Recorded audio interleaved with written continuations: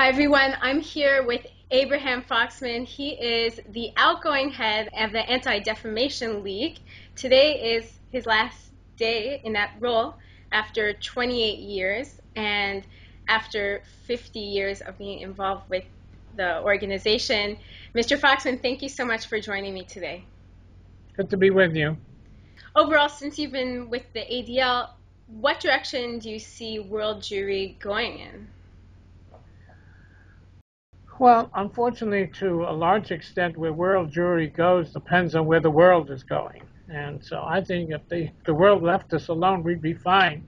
Today, it's not the best of times, whether you start with what just happened at the Security Council in the United Nations. So from that perspective, just to start with what happened today in terms of the environment, in terms of anti-Semitism in Europe and global anti-Semitism, the fact that where you're coming from, Jerusalem, it's still an aberration.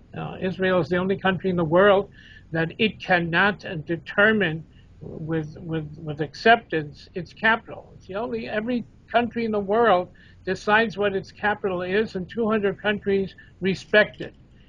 Israel is still the only country in the world where you've decided Yerushalayim is the capital, and yet most of the, if not almost all the countries in the world don't respect that. So Israel's still being treated as a Jew amongst the nations. The Jews in Europe primarily, but in other places, are now examining whether or not they have a future. So it's not the best of times for the Jewish people, and it's mostly because of what's coming in from the outside, not what we're about. What has been the biggest factor leading to the dramatic rise in anti-Semitism? Well, I think number one is we need to recognize the fact that we've never developed an antidote, a vaccine against it.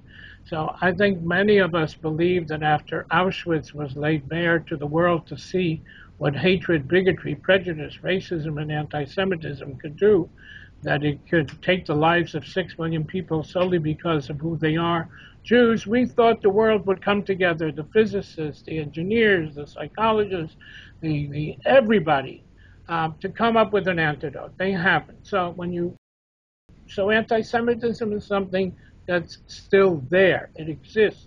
It has not been catharsized. It has not been taken out of the bloodstream of society. Having said that, the additional factor, I believe, in the last 10, 15 years is the advent of the internet.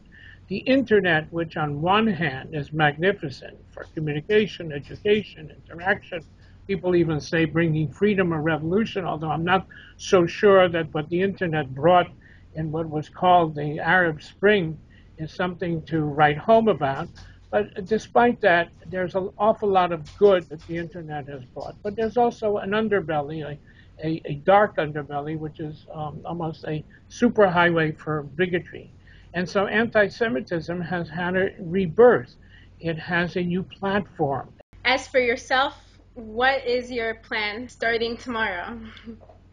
Tomorrow is to go off on vacation. I don't intend to to disappear. I hope to continue to have a voice, talk to you maybe in the future, not as director, but as director emeritus.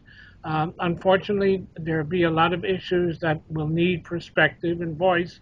And so I will find some aspects in Jewish life and Jewish agenda to be involved in. And we'll see each other in the future. Well, we wish you all the best of luck with whatever you do. Thank you.